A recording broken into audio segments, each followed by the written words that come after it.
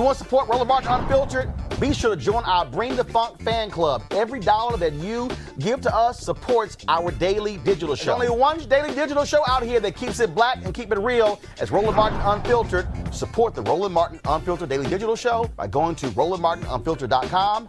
You can make this possible. Here's what's scary. A disproportionate number of non-white children are dying from the virus, according to data released in an internal memo from the Federal Emergency Management Agency.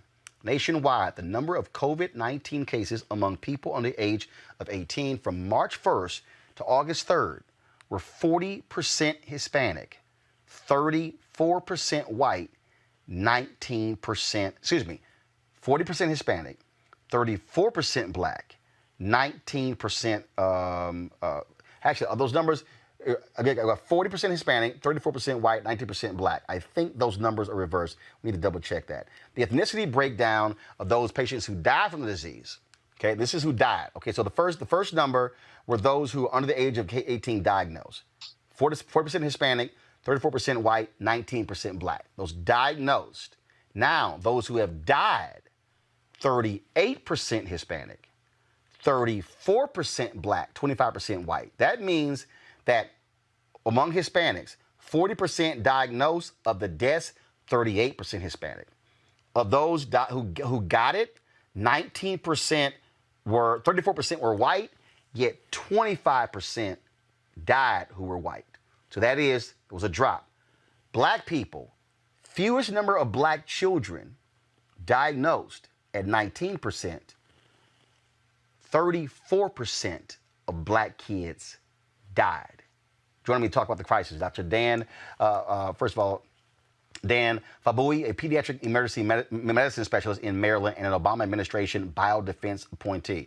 Doc, glad to have you here, Dr. Fabui. This is, to look at these numbers and to see that white children, higher rate in terms of getting it, but the second highest rate who get it, but the lowest rate among those who die, and to see black children, the lowest number who diagnosed, but the second highest number who died.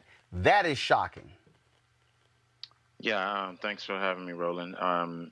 Yeah, so the data, we're still learning a lot about the impact on children and the impact on our community in general, both adults and kids. I think one of the studies that's been impactful that recently came out, in addition, was at one of my former institutions where my colleagues there looked at 1,000 kids actually that were referred by actually a physician or because they were exposed to a high-risk target, as in somebody who had COVID diagnosed and was sick, were referred to this off-site, basically a site to get tested.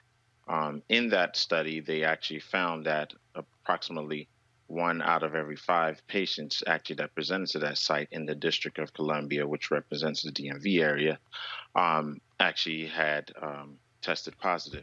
Of those numbers that were looked at, of that 20%, when you break it down of those who were positive, you found that there was a discrepancy in terms of racial and socioeconomic disparity with regards to Hispanics having 6 times more likely to have a positive test as opposed to their white counterpart. And for African Americans, it was children was about 4 times as likely to have a positive test than their white counterpart.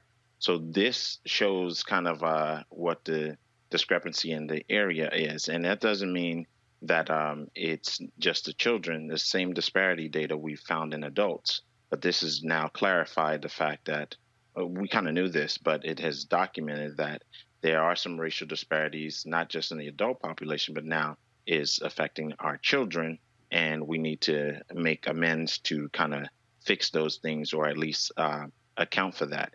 Bear in mind that this study also actually was a study that was done early on in the coronavirus pandemic that began. So there were stricter rules in place at this time. So a doctor actually had to refer you to the site, or you had to have the guidelines which were out there, which was like you had a fever, cough, and exposure to somebody who was sick or recent travel. Now those guidelines have relaxed because it's widespread. So imagine if that test was done actually during this time period, we'd probably see a higher, even more prevalence incidence of that case. The other issue that we're looking at is obviously now all of a sudden school. And Yes. now we're talking about in an environment where parents, if the kids go back, parents can't control that. Parents can't look. I have twin nieces. Okay, 16 years old, and the reality is, my wife and I, we control who comes in our home. We control where they go. We control who they visit. We control everything about that. Once they leave our home and go back into the school, we can't control another kid wearing masks, whether they're washing, whether they actually practice social distancing. And now we got to completely trust that my nieces are going to say, hey, I need you to back up, social distance, whatever. And now, look, you're now talking about, and a lot of schools are not even prepared to have all of the different things in place when it comes to testing people, checking people. Look, you got a Georgia superintendent, and just suspended a kid who took photos of a packed hallway, and the Georgia superintendent actually said, well, we can't enforce masks. And I'm like, but if you ban kids from smoking, you damn sure know how to enforce that. If you know how to enforce dress codes, you know how to enforce hair length, all that, but you trying to tell me you can't enforce a mask? Come on. No, real talk. You hit the nail on the head. Those are real issues. All the schools really need to get their act together as best as they can. Now, there are some limitations. Let's just call a spade a spade. And we need to empower your audience and our community in general to be able to know how to make a decision. Am I actually sending my kids to school? I'm a father too. I have three. And I think that some of the factors are, or that people can actually look at, are test positivity rate. You can look that up. It's very accessible. John Hopkins has a website.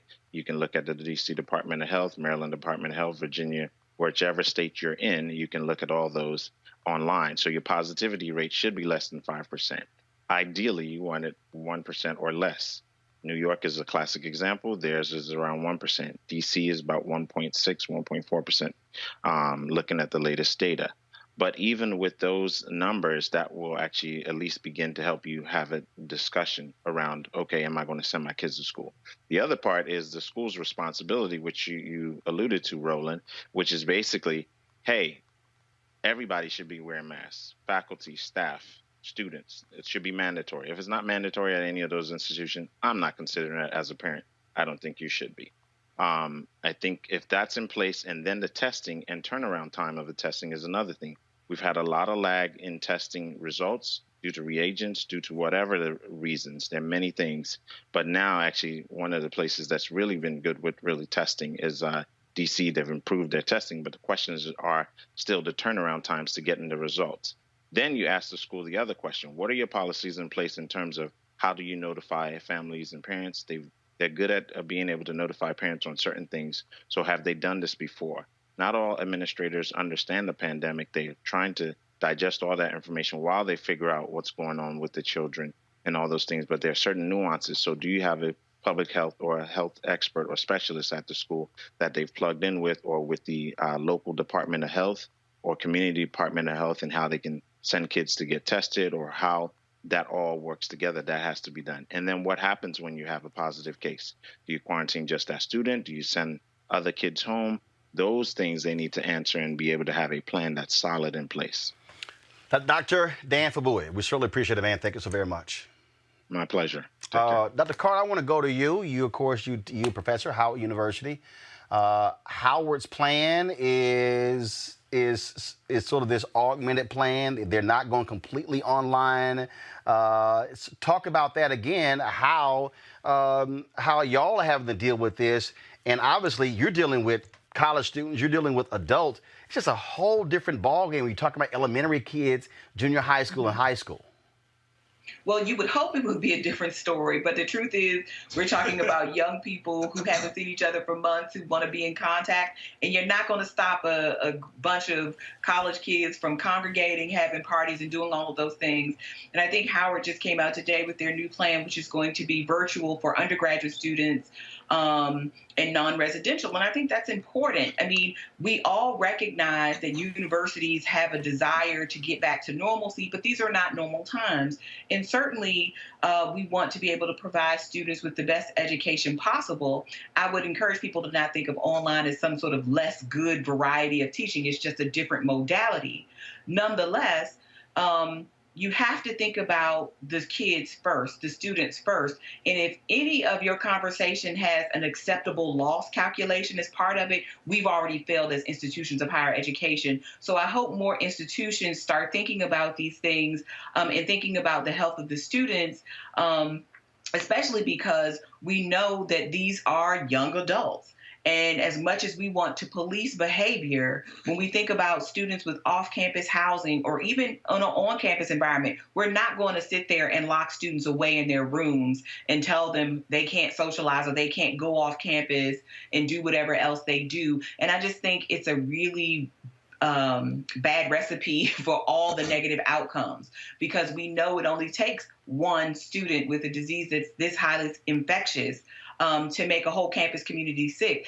And then it's not just the students. It's the staff that have to clean, right? It's the food service workers. It's all of the other folks who have to come in contact, faculty and others who come in contact with these folks. And this is, universities are just petri dishes and recipes for disaster. I think, what Howard has done and what some other institutions have done is put students over profit. And I know there are a lot of people who would like to be back on campus. They want the experience and they want all of that. But what is the point of opening an institution if you're killing the people that work there and killing the people that you're supposed to be there to provide this education for? And I think, moving to on campus, in-person classes is just a recipe for disaster.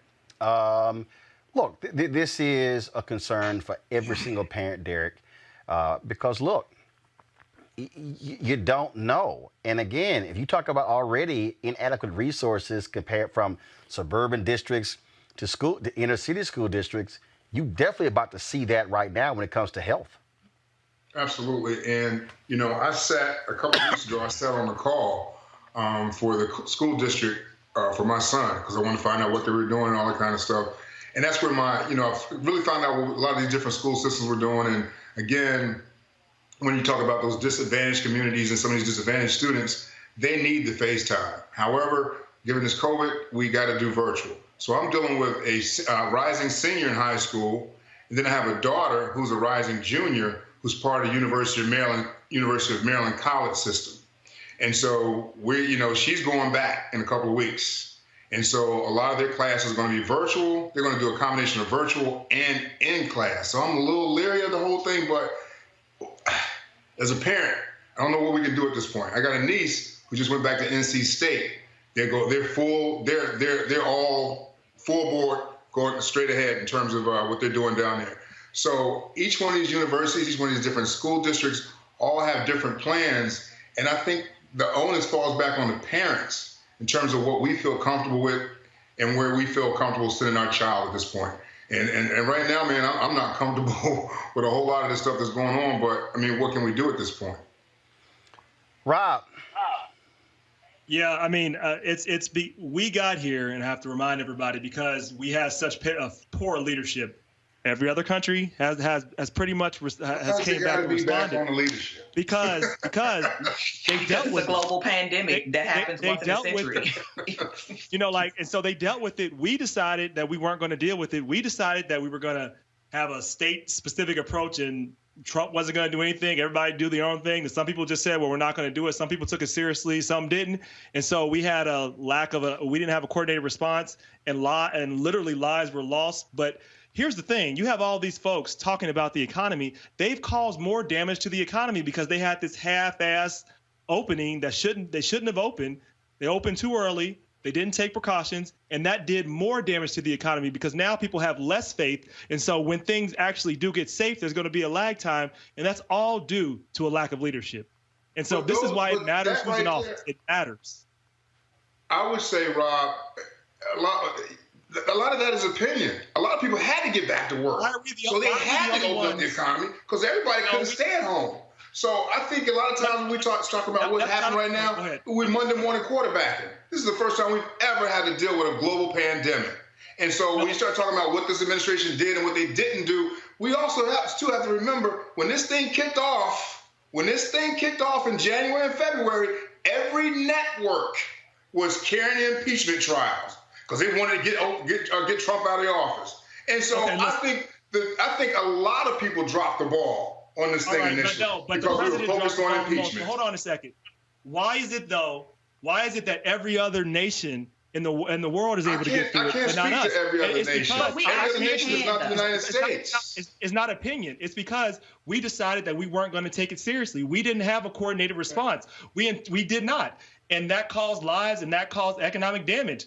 And you have governors that follow this idiot's lead, and they opened up the economies too early, and they caused a lot of damage to people. And I want to make one other point. You said that other people had to get back to work. No, that's a lack of a government response. The response the government should have had, they should have covered workers during this time because the workers didn't do anything wrong. There's nothing they could do. That's what a good government response looks like. We didn't have that. Rob, everybody didn't want that solution. But that solution wasn't for everybody. Some people want to get back to work. Dr. Carter. No, I just think this idea that people don't want it. Who cares? This is a public health event. Who cares what people want? People don't want controls on their guns. People don't want to wear seatbelts. People don't want to do a lot of things that they do every single day. So this idea that we couldn't do anything other than what we did is nonsense. And now we're in a situation that if we'd done what we were supposed to do in February, in March, in April, kids might be able to actually go back to school right now, and parents may actually feel a little more comfort in sending their children out into the world. Some of those same parents who work at those same institutions, because it's not just the kids going back to schools, it's the teachers, it's the school nurses, it's the lunch ladies, it's the counselors, it's the principals. It's a whole ecosystem inside of a school building every single day that makes that place go. So if we had done what we were supposed to do, and it would have been hard, nobody is not saying that it wouldn't be challenging, but it wouldn't be any more difficult or challenging than what we're facing right now, is potentially sending our kids off to get a fatal illness. I don't think anybody prefers that. Final comment on this. Go ahead, Derek. I was just going to say, it's real easy for us to sit back months later to say what we should have done and what we could have done. And that's what that whole saying. If ifs and buts was candy and nuts, goddamn, nobody would be hungry. And so it's just easy to sit back and say what we should have done, we could have done, all those kind of things. Not just in this country, but around the world, telling you what you could actually do to mitigate this virus, and we chose not to do it. So nobody is saying ifs, ands, or buts. The public health information has been consistent for months. We chose to do something else. And just say that and realize we got to live with the choices we did not make. All right, folks, back to our Roland Martin Unfiltered video in just one moment. We can face this pandemic head on. We can do what it takes to protect our families and our communities. Together, we can get our economy moving again, but not without the tools and resources we need to get the job done. To win this fight, it is going to take a public service army. Don't let Congress fire the frontline workers who can save us. Text FUMD to 237263 to tell Congress to fund the front lines. It's time to be smart. When we control our institutions, we win. This is the most important news show on television of any racial background. Y'all put $2, $3, $4, $5, $10, $15, $20, $30 on this and keep this going. What you've done, Roland, since this crisis came out in full bloom. Anybody watching this, tell your friends. Go back and look at the last 2 weeks, especially of Roland Martin Unfiltered. I mean, hell, go back and look at the last 2 days. You've had sitting United States senators today, Klobuchar and Harris. Whatever you have that you can bring to Roland Martin Unfiltered to support it, please do, because this information may literally save your life. We're seeing, folks, are tremendous spikes all across the country. We are seeing states, South Carolina, Georgia, Florida, Texas, report record cases around this nation. We also hear that Dr. Anthony Fauci, for 2 months, hasn't had any conversation with Donald Trump, briefed him at all. What the hell is the White House doing? Now, while that's going on, The White House doesn't even really want to pay any attention. They are trying to rush students back to the classrooms. But the problem is teachers are going to be reporting in a couple of weeks. I know this. My sister, her daughter, teachers. Is it safe for teachers to be going back to the classroom? Is it safe for students to be in the classes? Now, many businesses and entities have had to adapt to this, but what is going to happen when it comes to our children? Now, the president of the American Academy of Pediatrics, Dr. Sally Goza, says she is concerned that schools may be pressured into reopening too quickly. Another concern is the impact of young people being out of school for so long. Joining us right now is Congresswoman Jahana Hayes of Connecticut, who's a teacher and on the House Committee on Education and Labor. Congresswoman, glad to have you back on Roland Martin Unfiltered. Thanks, Roland. Good to see you. So, my brother used to teach. My sister is a teacher. My other sister is a teacher, and now her daughter's a teacher. So, I've got parents who are working polls in Texas, and folks are out there in public. You've got an administration who is trying to rush folks back into the classroom. You had Senator Rand Paul, when he was questioning Dr. Fauci, was going, what's the big deal? Why can't kids go back to school? You've got Texas Senator John Cornyn. I'm sorry, I'm going to say it. I'm native of Texas. My senator, he's an idiot by saying we don't know if kids can get COVID-19 when you've got 7,000 kids who've gotten coronavirus in Florida. How concerned are you that this nation is about to send our children into a minefield, and not just them, but teachers, administrators, personnel, support staff? Are we actually ready? Roland, I'm very concerned about everything you just described, because I know that so many of my colleagues, superintendents, that are going to have to stand in front of teachers and say to them, I can't guarantee that this is safe. And then those teachers in turn are going to have to stand in front of children. I mean, the thing is, people think that it's just about geography, that kids will go back to school and continue to learn. If kids are afraid, if kids are not healthy, if their families are sick, they will not learn. I, like everyone else, would like for kids to go back to school. My daughter's a teacher. But that conversation should start with, yes, we want to reopen schools, but then it should end with, and we are going to invest adequate funding to make sure that we hit all of the benchmarks to make sure people are safe. I think it's unconscionable that we have replenished PPP loans 3 times to make sure that small businesses were undergirded, and we can't make the same types of investments in schools. We're going to need at least $200 billion to do this. You know, businesses have a phased-in reopening, but we expect kids to go back when we don't have enough data to say how this virus interacts with children. Well, not only that, is there an actual process? I remember a couple of months ago, I showed a video of what a particular Chinese school did. Parents dropped the kid off. They came in, temperature check. They also sprayed something on their shoes, on their feet. They also then sprayed their whole body. Then also, so there was like this whole process. And I'm sitting there going, okay, I got twin nieces. And we've gotten an email where they've laid out, and I'm sort of like, okay. And the email said essentially that they'll be in school twice a week. They have to walk on one side of the hallway, safe distance. And I'm still going, really? You're right. Many of these plans, I mean, my own state put out a 50-page plan, and I looked at the plans from many other states, and you're left with more questions than answers. Most of our schools don't have adequate ventilation. I mean, I don't know when the last time someone has been in a school, but we have buildings that are 50 years old that don't have ventilation, that don't have windows that open. You know, FEMA has already said that they are not prioritizing school districts or purchasing PPE for them. So districts will be competing in the market for PPE, for masks and whatever else they need. And most of that stuff is already on back order. We're only a couple weeks out. There still is no national strategy. And then I think we cannot overlook the fact that the communities that were hit the hardest by COVID, our urban communities, our Title I districts, our 100% free and reduced lunch districts, are going to be the same communities that struggle to reopen because they don't have the resources to do it on their own. I mean, Congress allocated, I think it was about $13 billion in the CARES Act, There's state and local municipality funding in the HEROES Act. And then we just did the Moving Forward Act to help with school infrastructure. But I think there needs to be emergency intervention right now, where there's a standalone bill with standalone funding with national guidelines coming from the Department of Education. This has been politicized, and now teachers and parents have to make a choice on the backs of their children to jumpstart the economy and return us to normal. We cannot return to normal until we are healthy again. Again, as I begin just to look at this whole deal,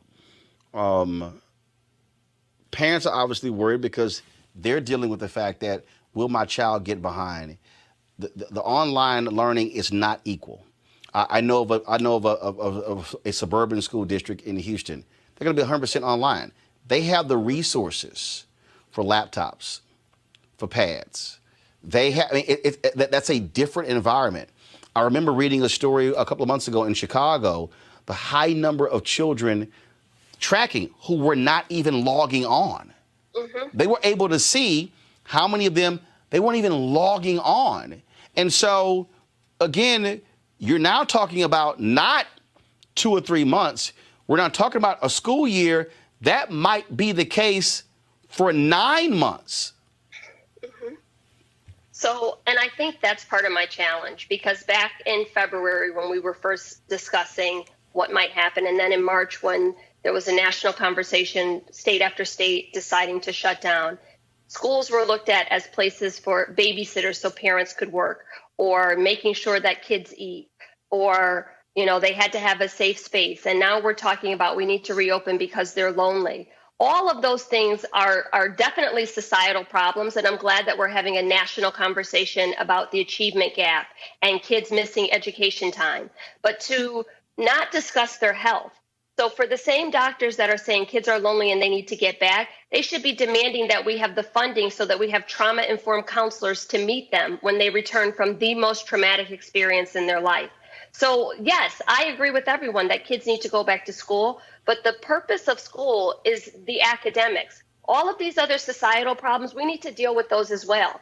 We need to stabilize childcare. We need to make sure that families are food secure, but not send kids back to school because we want to make sure all of those things happen when we cannot guarantee their safety. And then to ask teachers to have to make that choice.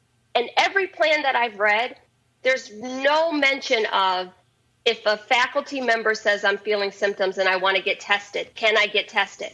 Most of that is you need to do that on your own. So there's so many issues that we are not even addressing. Wait. I'm sorry. Roll back. Are you saying, hold on, let's roll that back. Yeah. That if in the middle of teaching, if all of a sudden a teacher says, I'm not feeling well, they don't have protocols in place to test the teacher on site? Right. These are state by state issues, but in my state particular, and this is a question that I've asked my commissioner, my governor, and every superintendent I talk to, there is no plan for universal testing. And my next question was, if I'm a custodian or a secretary or a paraprofessional or a teacher or anyone in the building, and I say, I'm having symptoms, I would like to get tested, it is incumbent upon the employee to find community-based testing or something else. It's not seen as an occupational exposure. We don't know enough about this virus, and we are sending our teachers almost into battle without any gear, without, any covering. And that's just not fair. A month ago, my colleagues are talking about the Herculean efforts that teachers were making, and now the conversation has shifted to, oh, they're just lazy and they don't want to go back. And I'm sick and tired of people using teachers as the scapegoat and this binary choice where, they're presented as martyrs, where if you're not doing this, then you don't care about kids. I think it's just the opposite. Teachers know better, and they do care about kids, and they know that they can't guarantee the safety of these children. And when the Secretary of Education comes out and says everything from riding a bike to going up in a space shuttle, how do you expect for teachers to fall in line behind a message like that? Well, not only that, we're not just talking about children. And I think that's what people understand. You're talking about children, yeah, teachers, administrators, support staff, and faculty, bus drivers, right, everyone. Right, and what are you going to do when a parent wants to come into the school? What are you going to do, College campuses are shutting down or saying they're not letting their freshmen in. A high school senior is only a couple months removed from a college freshman. What's the difference? What are you going to do when you have a senior in high school who refuses to wear a mask? And then this leads into discipline issues. These are all of the scenarios that I've encountered on a good year. And nobody's factoring these in the middle of a pandemic. And it is not okay. Well, now you also have the other issue, and that is if, as an adult, if I have to self-quarantine for 14 days, I can do that. A kid can't self-quarantine. That kid is still going to be interacting with that parent during that period. There are so many issues here, Roland. I mean, I lived with my grandma. I was raised by my grandmother when I was going to school, and she had so many underlying health issues. What are we going to do with the kids who have medically fragile people in their families? My husband had COVID-19, and when he first presented, he didn't have any symptoms. He didn't have a fever. We just heard Keisha Lance Bottoms say the same thing. So when you have kids in these communal settings, staff coming and going, and in most of our district, staff don't live in the community. They're commuting back and forth. This is not how we contain this virus. And I don't want to appear as if I don't want kids to go back to school. The number one indicator the number one in-school indicator for student success is the relationship they have with their teachers, effective teachers in front of students. But to do that when we can't guarantee their safety, just to return to normal and jumpstart the economy, and now as a part of a political game that's being played, Roland, in the worst possible scenario, I don't want to be sitting here with you in 6 months having this conversation saying we made a mistake. We moved too fast. And when it comes to our children, we should spare no expense. We should not, take any chances and use them as an experiment. All right. Congresswoman Jahana Hayes, we certainly appreciate it. Thanks a lot. Thank you, Roland. All right, folks. Let's go to my panel here. I want to talk to them. Rob Richardson, host Disruption Now podcast, and also Amisha Cross, political analyst and Democratic strategist. Rob, this is serious in that we are seeing, again, Texas and Florida, where these numbers are just really, really increasing. I really think we've got to understand what's about to happen. I mean, this is scary for a lot of people. Yeah, well, we have to actually pay attention to data, which a lot of these politicians and people in power don't like data. If you look at other nations, we are exceptional now. We're not exceptional in the way we want to be, but we're exceptional in the fact that we can't get this under control because we just don't want to follow data. We want to follow whatever this idiot in the White House is saying. So you have people doing stupid things and just rebelling against social distancing, rebelling against putting on a mask, rebelling against things that work. Science works. So right now you are seeing that happening. So this is not surprising. And my hope is that we actually get some control and people realize that we have to take steps. We're not through this. And in fact, it's getting much worse because we didn't do the things we need to do on the front end. Amisha. I absolutely agree with what Rob just said. We are right now a ship without a captain. We are a leaderless nation. And for all intents and purposes, we've watched our COVID-19 response fall apart because of it. Not only did this president ignore the fact that COVID-19 was a threat, he thought it could be contained to China. He also, instead of giving any authorization or any real leadership from the White House, he decided to leave things up to the states. And not because he had great faith in the states, but because he didn't want any blowback on himself. And even when he told the states that it was up to them to decide when they would be ready to reopen and what their next steps would be, he took to Twitter to call out states who decided that they were going to actually follow CDC guidelines and enforce social distancing, require masks. This has been a president from day one who has decided to go against and not believe in science. And now we're seeing the fruits of that ignorance. We're seeing the fruits of that illegitimacy, and our nation is suffering because of it. And the world is watching us. This is the first time in America's history where we've seen countries in Europe, we've seen countries in multiple places decide that they don't even want Americans to travel there. That is not something that we do as America. That's not something we've seen. And this is President Trump's legacy, someone who doesn't know what he's doing and is basically taking this country in the wrong direction. And I'm afraid that, leading into 2020 in the election, we're going to see a lot more devastating things come out of COVID-19, especially as we walk into the fall months where the flu season is going to tick up and we're going to be battling two things at once. Michael, go ahead.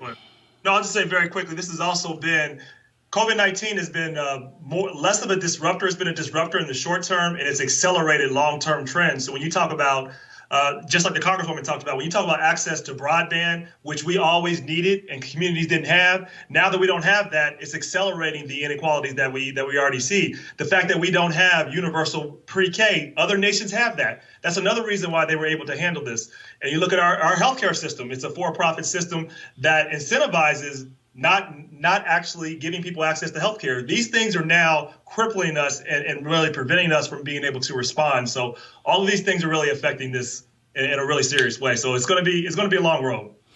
Michael Brown, former vice chair of DNC Finance Committee. The reason I think this is so different is that when we talk about businesses shutting down, we're dealing with adults who can make independent decisions when it comes to self-quarantine, when it comes to how careful they are. Look, I don't have biological children, but my wife and I have raised 6 of my nieces from a year and a half all the way up to being in their 20s. We got twin nieces right now who are 16. I'm sorry, they don't think the same way as adults, how decisions are made. And I'm sitting here going, okay, I'm very leery of sending them into a school situation because I'm not sure how other children will be dealing with social distancing, things along those lines. I know what I can control here in my workspace. I don't necessarily have the same thing when I talk about my nieces. Well, I have 3 sons, and 2 of which are in college, and I just can't imagine how I have no faith in them that they will say social distance on campus. How are we expecting 5, 6, 7, 8, 9, 10, 12-year-old young people there is no way they're going to be able to do this properly without obviously some consequences. We hope it doesn't happen, but the question is, it could. And then what's concerning, Roland, and you and I have talked about this, I know everything, whether it's a disease, whether it's a tax cut, it's all political. And frankly, I'm not sure the Senate was in play before COVID-19 hit. This president, 45, has messed us up so much that I think he's put the Senate in play. More than in play, I think actually the Senate not just flips, but flips significantly by possibly 5 or 6 seats. Because Arizona's gone, you forget that. Cory Gardner's finished. And so Willis is probably finished. So I just don't know how you keep the Senate. And because these enablers have let him deal with this disease and this crisis the way he has, he's hurt them too.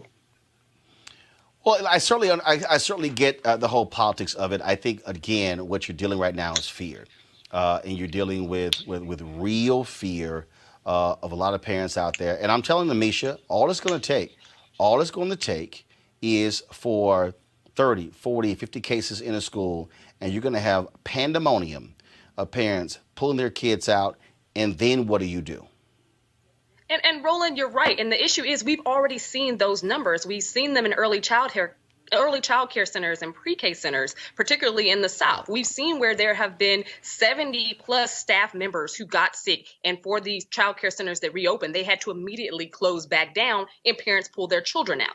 That's at the ECE level. At ECE, most centers don't have hundreds of students. When we're talking about your elementary school, middle school, and high school, they definitely do. That means you have to reduce class sizes. Right now, your average class size is 25 to 30 students.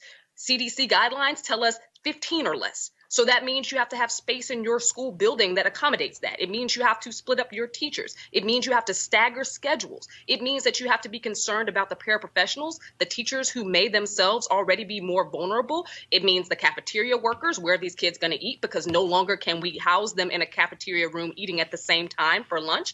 What do you do when you can't have them on buses together? How are we going to make this work? And school districts and teachers have been grappling with this for months. And I get it, as you spoke earlier, that the online learning, that the distance learning hasn't necessarily been working well. But I would posit, and teachers do as well, that sending kids back before we have something in place that actually makes sense, before we have those structures in place and the designs necessary, according to CDC recommendations, would result in a complete failure. A lot of teachers, paraprofessionals, parents, grandparents, and other people getting sick. And we know what that is going to look like. So I think that it's just extremely detrimental and extremely idiotic for the president to be pushing something like this, and to also have the support of many Republican governors who they were willing to risk our grandparents a few months ago, and today they're willing to risk the kids, the parents, the teachers, and everybody else. But what you're dealing with here that really is a fundamental problem.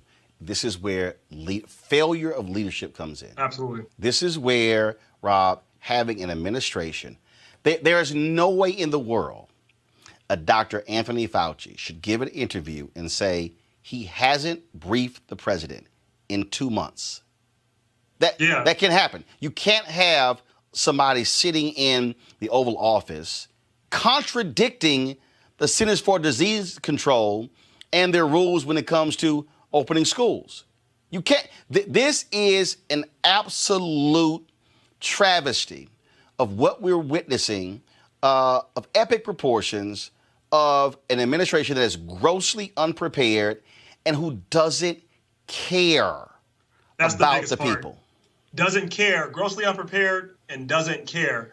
Doesn't care at all, doesn't care about the consequences, because leadership, people follow what the leader do, no matter what. People say that they're independent. If you look at what they do, people are following in line. Many Republicans, many of his followers, and they are resisting, and it's causing people's lives. It's causing their lives, it's causing other lives, and it's causing the economy to go backwards. It's not going to help them. It's not going to help them get reelected. I would just say this. I think Michael talked about earlier, not necessarily having faith in some younger kids to not socially distance. I don't have faith in a lot of the American people. They're showing that they don't want to do it. Like we're watching that. We have at least 30% of the American people that are just going to say, I don't care. And what we know is they're going to carry it on, and we're going to continue this process. And kids are carriers. They may be less prone to getting sick from COVID-19, but they're not less prone to being carriers and getting their grandmother sick and getting other people sick. So are we just saying, or getting administrators sick, as Amisha and you, Roland, pointed out? So are we just saying those people don't matter anymore? This has gone away? I mean, I just don't understand any of it. I really don't. Michael. It's so problematic when you have, and everything comes back to the leader. Now, Mayor Bottoms just announced she's probably going to roll back where they are in Atlanta, because forget school. They're not even thinking about that. They just know that their communities are not safe and not ready. Obviously, the red state leaders or red state mayors of states and cities are trying to make sure this guy gets reelected. They don't care about their constituents. They don't care that more than 133,000 people have died, and that's just what's on record. Is probably more. So without, and I know everyone's mentioned it, without the proper leadership, I don't even know why, and I'm being a little facetious, but I don't even know why the media covers 45 anymore. He's irrelevant, because all he's doing is talking to about 25, maybe 26% of the people in America. The rest aren't even listening to him anyway. So I don't know why we're following him either. Amisha, again, I just think that what we're dealing with right now, we're dealing with a group of people who frankly don't give a damn. I think you're seeing the result of that in polling numbers. And I'll say this here, and the Lincoln Project has said this as well. Every single Republican senator who has allowed this nonsense to go on should lose their job in November. Every one. I have absolutely, John Cornyn, you need to go. Arizona, Maine, North Carolina, Georgia, Colorado, Montana, these people have allowed this to go on. No hearings, no challenges. No, it's like, oh, no, we're scared. Whatever Trump wants to do, we're fine with it. People are dying, and these people are playing games, and we've lost 133,000 people. I agree with you 100%, Roland. My fear, though, is that there is a considerable percentage of the American population that does not. There are people who consistently don't want to wear masks, refuse to social distance. I have absolutely no problem with what this president is saying, irrelevant to the actual numbers that we're seeing of COVID-19 cases tick up. I think that what Trump has done is lull the American psyche and help to actually, infiltrate I is me type of understanding, so we can be isolationists, we can do whatever we want. He's hardcore. He's pushing this ideology that to a lot of people is something that they still believe in. And I don't actually know what those people will have to see before that changes. And like I've heard you say on this show multiple times, 2020 is going to be, November is going to be a turnout race. It is not just going to be us watching COVID numbers or watching unemployment numbers rise or watching the consistent failures of Donald Trump. He's done that since he got elected in 2016. However, we haven't seen a huge tide change in terms of his electorate and that base that continues to support him. So I don't necessarily think that these numbers are going to move them. What I do think will, and holds the possibility of doing so, is if there was a heightened risk with opening these schools, because people don't naturally want to risk their kids. They also don't really want to risk their grandparents. But I think that what we're seeing right now is a nation that has been lulled to idiocracy because of the man who happens to be in the White House. And I don't think that that changes anytime too soon, irrespective to the COVID numbers that we're seeing. Yeah, bottom line is to hope that our America looks different, but that's a hard sell. These nuts are going to continue yelling and screaming about masks. It's going to continue. All right, folks, back to our Roland Martin Unfiltered video in just one moment.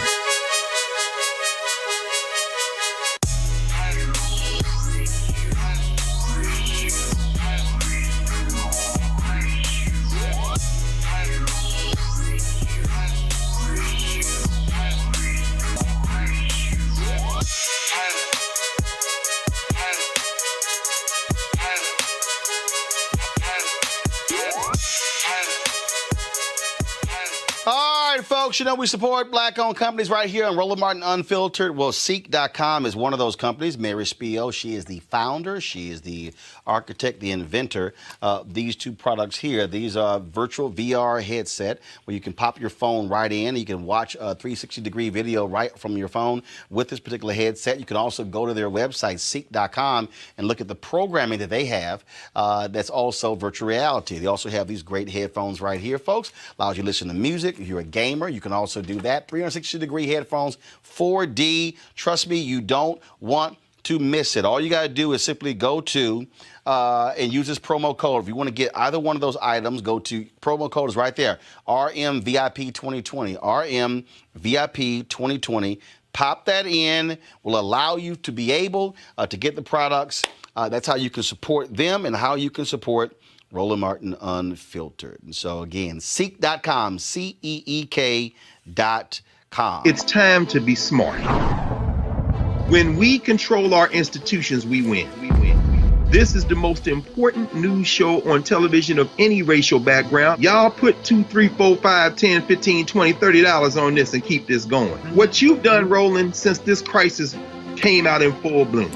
Anybody watching this, tell your friends. Go back and look at the last 2 weeks, especially of Roland Martin Unfiltered. I mean, hell, go back and look at the last 2 days. You've had sitting United States senators today, Klobuchar and Harris. Whatever you have, you can bring to Roland Martin Unfiltered to support it. Please do, because this information may literally save your life. Watch Roland Martin Unfiltered daily at 6 p.m. Eastern on YouTube, Facebook, or Periscope, or go to RolandMartinUnfiltered.com. Support the Roland Martin Unfiltered Daily Digital Show by going to RolandMartinUnfiltered.com. Our goal is to get 20,000 of our fans contributing $50 each for the whole year. You can make this possible. RolandMartinUnfiltered.com.